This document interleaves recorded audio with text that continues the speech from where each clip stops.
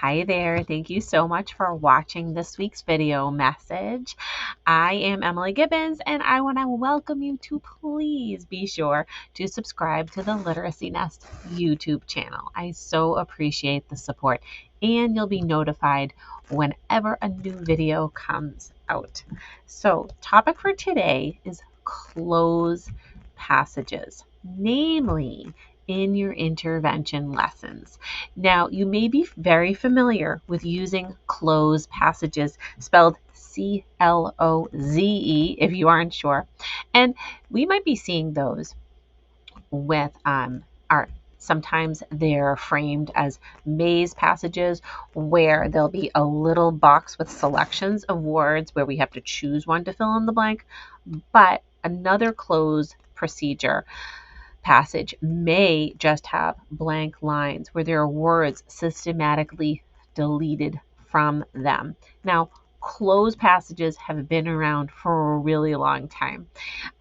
Research even goes back to like the 50s and even the 1970s in the 20th century. And they're, in essence, really effective for developing the use of context clues more effectively. They can be used if we're introducing new vocabulary within a lesson.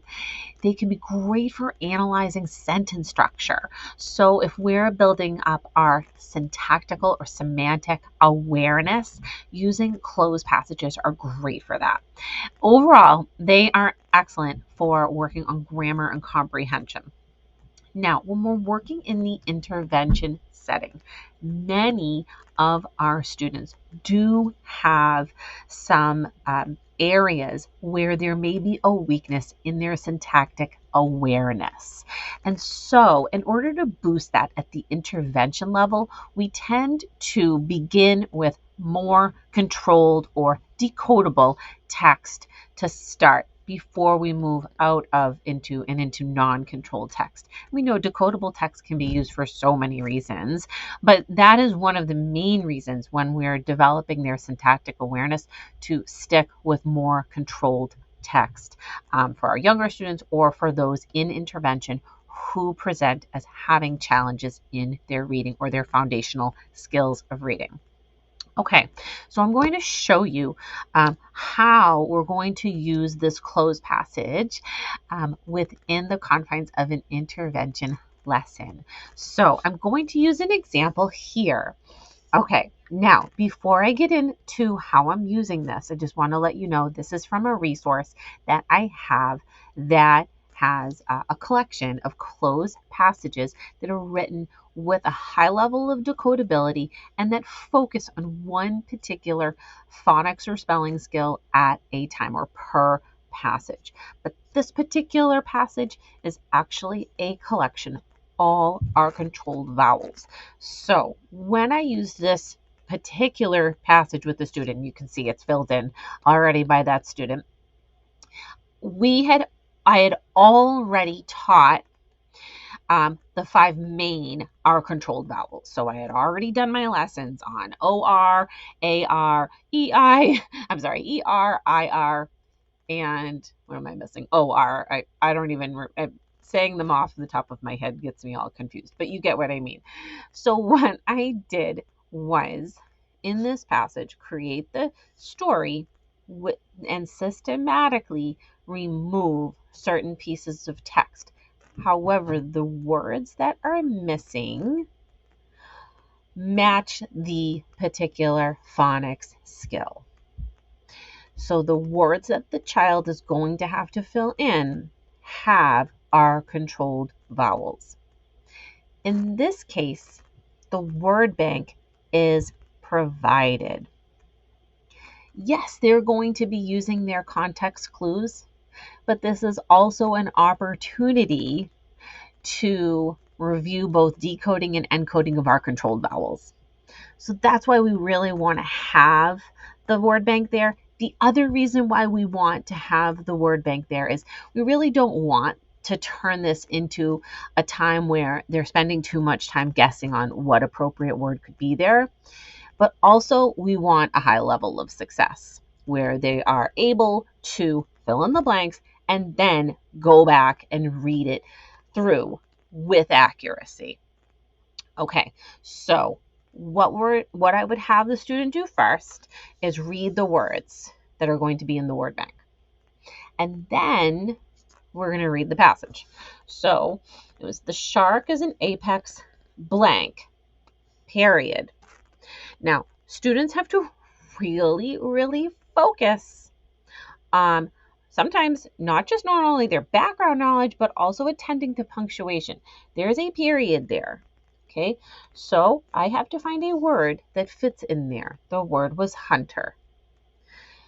I still have them just keep going through, but in the process, I do have them reread that sentence back out loud to see if it makes sense. The shark is an apex hunter. Okay, this was really high interest for the student because they love reading about sharks. Okay, it has many sharp teeth in blank to catch and eat fish. Now, this is kind of one of these common phrases, but it may get kids sort of like wondering, in blank to catch and eat fish, what would work there?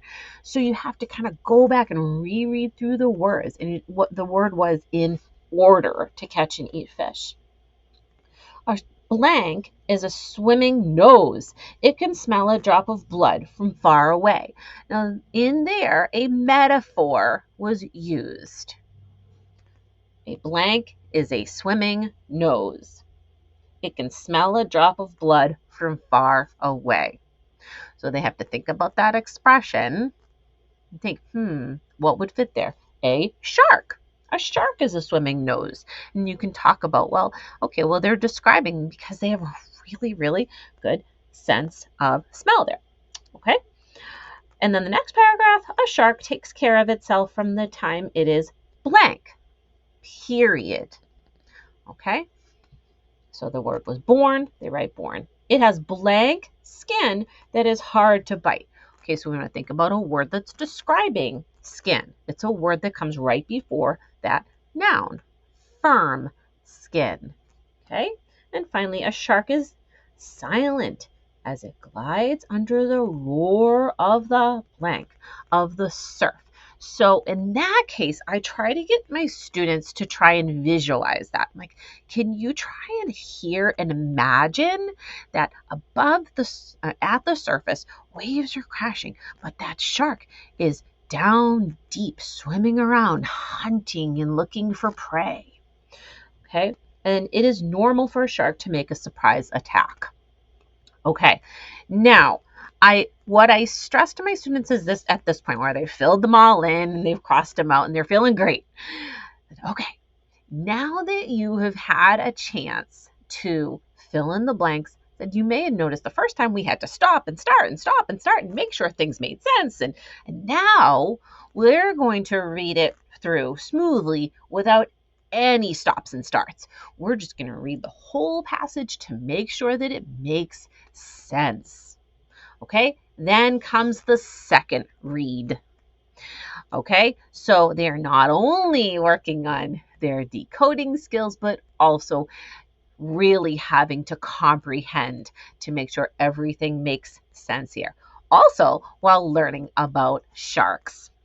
So if you really love the idea of having just a quick comprehension check, weaving into your intervention lessons, these closed procedure passages are a great way to do that. Also get some repeated reading practice in there. This is something you might be thinking, when would I use this? This is great for when you're at the point where you are reviewing the particular skill that has been previously taught, maybe from the day before when you introduced it or 2 days before or something, just to kind of reinforce that particular lesson that had previously been taught for the first or second time, however many times it really took as you were working them through mastery. All right, the link to this resource will be in the video description. Don't forget to subscribe to YouTube channel, and I really hope that your students enjoy this resource. I will see you next time.